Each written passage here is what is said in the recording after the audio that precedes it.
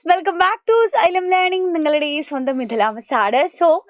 നമ്മൾ ഇന്ന് നമ്മുടെ NMMSന്റെ ക്ലാസ്സിലെ സ്ട്രക്ചർ ഓഫ് ആറ്റം, ആറ്റത്തിന്റെ ഘടനയെ പറ്റി ഡീറ്റെയിൽ ആയിട്ട് പഠിച്ചിരുന്നു. അപ്പോൾ ലൈവ് കാണാത്തവരുണ്ടെങ്കിൽ നമ്മുടെ സൈലത്തിന്റെ ക്ലാസ് യൂട്യൂബ് ചാനലിൽ നിങ്ങൾക്ക് കാണാം. അപ്പോൾ ആ വീഡിയോ കണ്ട് കോൺസെപ്റ്റ് ഒക്കെ ക്ലിയർ ചെയ്യാം കേട്ടോ. അപ്പോൾ ആ ഒരു ടോപ്പിക്ക് റിലേറ്റഡ് ആയിട്ടുള്ള കുറച്ച് ചോദ്യങ്ങളായിട്ടാണ് മിസ് എത്തിയിട്ടുള്ളത്. അപ്പോൾ നമ്മൾ വെറുതെ ടോപ്പിക്സ് മാത്രം പഠിക്കുക എന്നുള്ളതല്ല NMMSനെ ചെയ്യേണ്ടതല്ല. എത്രത്തോളം ചോദ്യങ്ങൾ പ്രാക്ടീസ് ചെയ്യാമോ അത്രത്തോളം ക്വസ്റ്റ്യൻസ് നമ്മൾ ചെയ്യേണ്ടതുണ്ട്. സോ നിങ്ങൾക്ക് വേണ്ടിയിട്ട് കുറെ ക്വസ്റ്റ്യൻസ് ആയിട്ടാണ് മിസ് എത്തിയിട്ടുള്ളത്. അപ്പൊ വീണ്ടും പറയുന്നു, ടോപ്പിക്കിന് എന്തെങ്കിലും ഡൗട്ട് ഉണ്ടെങ്കിൽ ലൈവ് കാണാം, കോൺസെപ്റ്റ് ക്ലിയർ ചെയ്യാം, വീഡിയോ കാണാം. റെഡി? സോ നമുക്ക് തുടങ്ങിയാലോ? Shall we begin? ഒന്നാമത്തെ ചോദ്യമാണ്, മാസ് നമ്പർ ആണ്. The mass number of the atom if it's nucleus contains 15 protons and 16 neutrons. ഒരു ആറ്റത്തിന്റെ ന്യൂക്ലിയസിൽ 15 പ്രോട്ടോണും 16 ന്യൂട്രോണും ഉണ്ടെങ്കിൽ മാസ് നമ്പർ എത്രയാണ്? അപ്പോൾ ഒരു ആറ്റത്തിലെ വളരെ പ്രധാനപ്പെട്ട രണ്ട് നമ്പേഴ്സ് ആണ് അറ്റോമിക് നമ്പറും മാസ് നമ്പറും. അറ്റോമിക് നമ്പറിനെ നമ്മൾ Z എന്ന് പറയുന്ന ലെറ്റർ കൊണ്ട് സൂചിപ്പിക്കും, മാസ് നമ്പറിനെ A എന്ന് പറയുന്ന ലെറ്റർ കൊണ്ട് സൂചിപ്പിക്കും. അപ്പൊ എവിടെയെങ്കിലും Z എന്ന് കണ്ടാൽ അറ്റോമിക് നമ്പർ ആണ്, A എന്ന് പറഞ്ഞാൽ മാസ് നമ്പർ ആ കെമിസ്ട്രിയിൽ കേട്ടോ എന്ന് നിങ്ങൾ ഓർത്ത് വെക്കുക. ഇനി എന്താണ് അറ്റോമിക് നമ്പർ? ഒരു ആറ്റത്തിലെ പ്രോട്ടോണുകളുടെ എണ്ണത്തെ നമ്മൾ വിളിക്കുന്ന പേരാണ് അറ്റോമിക് നമ്പർ. ഓക്കെ, അപ്പൊ മാസ് നമ്പറോ P+N എന്ന് പറയും. എന്ന് പറഞ്ഞാൽ P എന്ന് പറഞ്ഞാൽ പ്രോട്ടോൺ, N എന്ന് പറഞ്ഞാൽ ന്യൂട്രോൺ. അതായത് ഒരു ആറ്റത്തിലെ പ്രോട്ടോണുകളുടെയും ന്യൂട്രോണുകളുടെയും എണ്ണം തമ്മിൽ കൂട്ടുമ്പോൾ നമുക്ക് കിട്ടുന്ന നമ്പറാണ് മാസ് നമ്പർ എന്ന് പറയാം. സോ ഇവിടെ മാസ് നമ്പർ എത്ര വരും? ചോദ്യത്തിൽ നമുക്ക് പറഞ്ഞിട്ടുള്ള കാര്യം എന്താ? ഇവിടെ 15 പ്രോട്ടോണുകളും 16 ന്യൂട്രോണുകളും ഉണ്ട് അല്ലെ, ചോദ്യത്തിൽ തന്നിട്ടുണ്ട്. അപ്പൊ നമുക്കിനി സിമ്പിൾ ആയിട്ട് മാസ് നമ്പർ കണ്ടെത്താം. എങ്ങനെ കണ്ടെത്താം? P+N, പ്രോട്ടോണും ന്യൂട്രോണും തമ്മിൽ സിമ്പിൾ ആയിട്ട് കൂട്ടിയാൽ മതി അല്ലേ. അപ്പൊ 15 + 16 31 എന്ന് കിട്ടും. അപ്പൊ ഈ ആറ്റത്തിന്റെ മാസ് നമ്പർ എന്ന് പറയുന്നത് 31 ആണ്. അപ്പൊ ഓപ്ഷൻ ഏതാ? ഓപ്ഷൻ ബി ആണ് ഇവിടെ ശരിയായ ഉത്തരം. അങ്ങനെയാണെങ്കിൽ ഞാൻ ചോദിക്കട്ടെ, ഇവിടെ അറ്റോമിക് നമ്പർ എത്രയായിരിക്കും? അറ്റോമിക് നമ്പർ നോക്കണമെങ്കിൽ പ്രോട്ടോണിന്റെ എണ്ണം മാത്രം നോക്കിയാൽ മതി അല്ലെ. ഇവിടെ 15 പ്രോട്ടോൺ ഉണ്ട്. സോ അറ്റോമിക് നമ്പർ എന്ന് പറയുന്നത് 15 ആയിരിക്കും. അപ്പൊ ഇത് തമ്മിൽ തിരിഞ്ഞു പോരുത് കേട്ടോ. അടുത്ത ചോദ്യം, atomic number of an atom if third shell contain 1 electron. മൂന്നാമത്തെ ഷെല്ലിൽ 1 ഇലക്ട്രോൺ ആണെങ്കിൽ അറ്റോമിക് നമ്പർ എത്രയാണെന്നാണ് ചോദിച്ചിട്ടുള്ളത്. സി, അപ്പൊ മൂന്നാമത്തെ ഷെൽ എന്ന് പറഞ്ഞാൽ ഏത് ഷെല്ലാണ്? ആറ്റത്തിലെ ഒന്നാമത്തെ ഷെല്ലാണ് K ഷെൽ, രണ്ടാമത്തെ ഷെല്ലാണ് L ഷെൽ, മൂന്നാമത്തെ ഷെല്ല് M ഷെൽ. അപ്പൊ ഇലക്ട്രോൺ കയറുന്ന സമയത്ത് KLM ഈ ഒരു ഓർഡറിലാണ് കയറുക. അല്ലാണ്ട് ആദ്യം തന്നെ ഇലക്ട്രോൺ M ഷെല്ലിൽ കയറി ഇരിക്കാൻ പറ്റില്ല, അത് ഓർത്ത് വെക്കാം. നമ്മളോട് ചോദ്യത്തിൽ പറഞ്ഞിട്ടുണ്ട് M ഷെല്ലിൽ 1 ഇലക്ട്രോൺ ആണ് ഉള്ളതെന്ന്. പക്ഷെ ആദ്യം ഇലക്ട്രോൺ കയറിയത് M ഷെല്ലിലായിരിക്കോ? അല്ല, ആദ്യം ഇലക്ട്രോൺ K ഷെല്ലിൽ കയറിയിട്ടുണ്ടാവും, അതിനുശേഷം L കയറിയിട്ടുണ്ടാവും, എന്നിട്ടാണ് ബാക്കിയുള്ള മിച്ചമുള്ള 1 ഇലക്ട്രോൺ എമ്മിൽ കയറിയത്. അപ്പൊ K ഷെല്ലിൽ എത്ര ഇലക്ട്രോണും കയറും? മക്കളെ, ഒരു ആറ്റത്തിന്റെ K ഷെല്ലിൽ, ഒന്നാമത്തെ ഷെല്ലായ K ഷെല്ലിൽ പരമാവധി 2 ഇലക്ട്രോൺസ് ആണ് കയറുന്നത്. ഇനി L ഷെൽ എടുത്താൽ, രണ്ടാമത്തെ ഷെല്ലായ L ഷെല്ലിൽ മാക്സിമം 8 ഇലക്ട്രോൺസ് കയറും. അപ്പോ ഇത് കയറിയിട്ടാണ് മിച്ചമുള്ള 1 ഇലക്ട്രോൺ M ഷെല്ലിൽ കയറിയത്. സോ ആറ്റത്തിന്റെ കംപ്ലീറ്റ് ഇലക്ട്രോൺ കോൺഫിഗറേഷൻ കിട്ടി 2, 8, 1. അപ്പോ ടോട്ടൽ ഇലക്ട്രോൺസ് കിട്ടി. ആദ്യം നമുക്ക് ടോട്ടൽ ഇലക്ട്രോൺസ് കണ്ടെത്താം. എത്ര വരും? 2 + 8 + 1 നമുക്ക് 11 എന്ന് കിട്ടും. ഇനി അറ്റോമിക് നമ്പർ എന്ന് പറഞ്ഞാൽ എന്താണെന്ന് ഇപ്പൊ മിസ് പറഞ്ഞത്? ഒരാറ്റത്തിലെ പ്രോട്ടോണുകളുടെ എണ്ണമാണ്. ഇപ്പൊ നമ്മുടെ കയ്യിലുള്ളത് ഇലക്ട്രോണുകളുടെ എണ്ണം അല്ലേ, അപ്പൊ ഇങ്ങനെ അറ്റോമിക് നമ്പർ ആകും. അപ്പൊ നിങ്ങൾ ഓർത്തിരിക്കേണ്ട അടുത്തൊരു പ്രധാനപ്പെട്ട പോയിന്റ് ആണ്, ഒരാറ്റത്തിലെ പ്രോട്ടോണുകളുടെ എണ്ണവും ഇലക്ട്രോണുകളുടെ എണ്ണവും തുല്യമാണ് എന്ന് പറഞ്ഞാൽ ഇവിടെ നമ്മുടെ കയ്യിൽ 11 ഇലക്ട്രോൺ ഉണ്ട്. അപ്പൊ ഇവിടെ 11 പ്രോട്ടോൺ ഉണ്ടാകും. 11 പ്രോട്ടോൺ ഉണ്ടെങ്കിൽ ഇവിടുത്തെ അറ്റോമിക് നമ്പർ എന്ന് പറയുന്നതും 11 തന്നെയായിരിക്കും അല്ലെ. അറ്റോമിക് നമ്പർ എന്ന് പറഞ്ഞാൽ number of protons in an atom. 11 electron ഉണ്ടെങ്കിൽ 11 പ്രോട്ടോൺ. വൈ? ബിക്കോസ് ആറ്റത്തിലെ പ്രോട്ടോണിന്റെയും ഇലക്ട്രോണിന്റെയും എണ്ണം തുല്യമാണ്. അപ്പൊ 11 ഇലക്ട്രോൺ, 11 പ്രോട്ടോൺ. സോ അറ്റോമിക് നമ്പറും 11 ആണ്. Option C is the correct answer. അടുത്ത ക്വസ്റ്റ്യനിലേക്ക് പോവാം. ഐഡന്റിഫൈ പെയർ ഓഫ് ഐസോടോപ്പ് ആണ്. ഐസോടോപ്പിന്റെ ജോഡി കണ്ടെത്താനാണ്. അപ്പൊ ഐസോടോപ്പ് എന്ന് പറഞ്ഞാൽ ആരാണ്?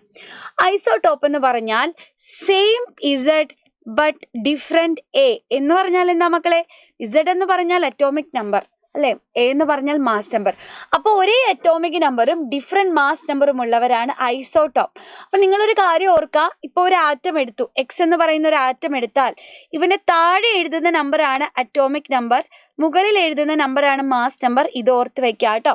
അപ്പൊ നോക്കിക്കേ, എപ്പോഴും ഓർക്കുക താഴെ എഴുതിയിട്ടുള്ളത് അറ്റോമിക് നമ്പർ ആണ്. അപ്പൊ ഐസോടോപ്പ് എന്ന് പറഞ്ഞാൽ ഒരേ അറ്റോമിക് നമ്പർ, താഴെ എഴുതുന്ന നമ്പർ ഒരേപോലെ ഉള്ളവരാണ്. അങ്ങനെയുള്ളവർ നിങ്ങൾ കാണുന്നുണ്ടോ? ഒന്നാമത്തെ പേരെടുക്കാം, ക്ലോറിനും ആർഗണും 17, 18 അറ്റോമിക് നമ്പർ ഒരുപോലെയാണോ? അല്ല, ഇവരല്ല. അടുത്തത് ഫ്ലൂറിനും നിയോണും 9ഉം 10ഉം ആണ്. ഇവര് ഐസോടോപ്പ് അല്ല, അറ്റോമിക് നമ്പർ ഒരുപോലെ അല്ല. അടുത്തത് ഓക്സിജനും നൈട്രജനും 8ഉം 7ഉം, രണ്ടുപേരുടെ അറ്റോമിക് നമ്പർ ഡിഫറെന്റ് ആണ്. ഇവരും ഐസോടോപ്പ് അല്ല. ലാസ്റ്റത്തെ ആളെ നോക്കിക്കേ മക്കളെ, ലാസ്റ്റത്തെ ആളെടുത്ത് എന്റെ കുഞ്ഞുങ്ങൾ കാണുന്നുണ്ടോ? 1 1. രണ്ടുപേരുടെയും താഴെ എഴുതിയിട്ടുള്ള നമ്പർ സെയിം എന്ന് പറഞ്ഞാൽ അറ്റോമിക് നമ്പർ സെയിം ആണ്. അറ്റോമിക് നമ്പർ സെയിം ആണെങ്കിൽ അവരെ നമുക്ക് ഐസോടോപ്പ് എന്ന് വിളിക്കാം. അപ്പൊ ഇവിടുത്തെ ഐസോടോപ്പിക് പെയർസ് എന്ന് പറയുന്നത് 1H1 and 1H2. Option D is the correct answer. അപ്പൊ ഐസോടോപ്പ്, ഐസോബാറും പഠിക്കാനുണ്ട്. അപ്പൊ ഡീറ്റെയിൽ ആയിട്ട് ലൈവ് ക്ലാസ്സിൽ മിസ് ഡിസ്കസ് ചെയ്തിട്ടുണ്ട്, ക്ലാസ് കണ്ടോളാം. അടുത്ത ചോദ്യം, the isotope of hydrogen containing 2 neutrons. 2 neutron ഉള്ള ഹൈഡ്രജന്റെ ഐസോടോപ്പ് ഏതാണെന്നാണ്. ഹൈഡ്രജന് 3 ഐസോടോപ്പുകളാണുള്ളത്. 1H1 അഥവാ പ്രോട്ടിയം, രണ്ടാമത്തേത് 1H2 ഡ്യൂട്ടീരിയം, മൂന്നാമത്തേത് 1H3 ട്രിഷ്യം. അപ്പൊ നമുക്ക് ഇവർ ഓരോരുത്തരുടെയും ന്യൂട്രോൺസിന്റെ എണ്ണം അല്ലേ പറഞ്ഞത്, ന്യൂട്രോണിന്റെ എണ്ണം കണ്ടെത്താം. ന്യൂട്രോണിന്റെ എണ്ണം കണ്ടെത്താനുള്ള ഇക്വേഷൻ ആണ് മക്കളെ A-Z ചെയ്താൽ മതി. മാസ് നമ്പറിൽ നിന്ന് അറ്റോമിക് നമ്പർ മൈനസ് ചെയ്താൽ നമുക്ക് ന്യൂട്രോണുകളുടെ എണ്ണം കണ്ടെത്താം. ആദ്യത്തെ ആളിലേക്ക് വരാം. ആദ്യത്തെ ആളെടുത്താൽ എന്റെ കുഞ്ഞുങ്ങൾ കാണുന്നില്ലേ, അറ്റോമിക് നമ്പർ, താഴെ എഴുതിയിട്ടുള്ള നമ്പർ അറ്റോമിക് നമ്പർ, മുകളിൽ എഴുതുന്ന നമ്പർ മാസ് നമ്പർ, രണ്ടും സെയിം ആണ്. സോ n = A-Z ആണ്. അപ്പൊ 1 - 1 0. അപ്പൊ ഇവിടെ ന്യൂട്രോൺ ഇല്ല. അപ്പൊ ഒരു കാര്യം ഓർത്തു വെച്ചോ, ന്യൂട്രോൺ ഇല്ലാത്ത ഹൈഡ്രജന്റെ ഐസോടോപ്പ് ആണ് കേട്ടോ പ്രോട്ടിയം എന്ന് പറയുന്നത്. അതുകൂടെ ഓർത്തു വെക്കുക. രണ്ടാമത്തെ ആളെന്ന് പറഞ്ഞാൽ ഡ്യൂട്ടീരിയം ആണ്. നോക്കാം, അറ്റോമിക് നമ്പർ 1 ആണ്, മാസ് നമ്പർ 2 ആണ്. സോ നമുക്ക് ന്യൂട്രോണുകളുടെ എണ്ണം കണ്ടെത്താം. A-Z ചെയ്യാണ്. 2 - 1 1 എന്ന് വരും. അപ്പൊ ഡ്യൂട്ടീരിയത്തിന്റെ കേസിലെ ന്യൂട്രോണുകളുടെ എണ്ണം 1 ആണ്. നമ്മളുടെ ക്വസ്റ്റ്യനിൽ പറഞ്ഞിട്ടുള്ളത് 2 ന്യൂട്രോൺ ഉള്ളത് ആരാണെന്നാണ്, ഡ്യൂട്ടീരിയം അല്ല. മൂന്നാമത്തെ ആളെ എടുക്കാം. മൂന്നാമത്തെ ഐസോടോപ്പിന്റെ പേരാണ് ട്രിഷ്യം. ഇവിടെ നോക്കാം, അറ്റോമിക് നമ്പർ 1 താഴെ എഴുതിയിട്ടുള്ളത്, മാസ് നമ്പർ മേലെ എഴുതിയത് 3. അപ്പൊ ന്യൂട്രോണിന്റെ എണ്ണം കണ്ടെത്താം. A-Z ചെയ്യാം. 3 - 1 നമുക്ക് 2 എന്ന് ഉത്തരം കിട്ടും. നോക്കിക്കേ, അപ്പൊ 2 ന്യൂട്രോൺ ഉള്ള ഹൈഡ്രജന്റെ ഐസോടോപ്പ് ആരാണ് മക്കളെ? അത് ട്രിഷ്യമാണ്. ഹൈഡ്രജന്റെ ഐസോടോപ്പിന് മാത്രമാണ് പേരുള്ളത്. സോ അവരുടെ സിമ്പലും പേരും അറിഞ്ഞിരിക്കുക. അടുത്ത ക്വസ്റ്റ്യനിലേക്ക് പോവാം. The electron configuration of the element with atomic number 20. Atomic number 20 ആയ മൂലകത്തിന്റെ ഇലക്ട്രോൺ വിന്യാസം എന്താണ്? അപ്പോ ഇത് ഞാൻ പ്രത്യേകമായിട്ട് ലൈവ് ക്ലാസ് പറഞ്ഞു കൊടുത്തിട്ടുണ്ട്. അതായത് അറ്റോമിക് നമ്പർ 19 ഉള്ള ആളാണ് പൊട്ടാസ്യം. ഓക്കെ, അതേപോലെ 20 ഉള്ള ആളാണ് കാൽഷ്യം. ഇവരുടെ രണ്ടുപേരുടെയും ഇലക്ട്രോൺ വിന്യാസത്തിന് പ്രത്യേകതയുണ്ട്. 2, 8, 10 എന്നാണ് വിചാരിക്കുക, പക്ഷെ അങ്ങനെയല്ല. കാൽഷ്യത്തിന്റെ ഇലക്ട്രോൺ കോൺഫിഗറേഷൻ 2, 8, 8, 2 ആണ്. അപ്പൊ ഇതെന്തുകൊണ്ടാണ് ഇങ്ങനെ വന്നതെന്നുള്ള റീസൺ ഒക്കെ നിങ്ങൾ 10ാം ക്ലാസ്സിൽ എത്തുമ്പോൾ പഠിക്കൂ കേട്ടോ. ഇപ്പൊ അതിന്റെ റീസൺ ഒന്നും പഠിക്കണ്ട.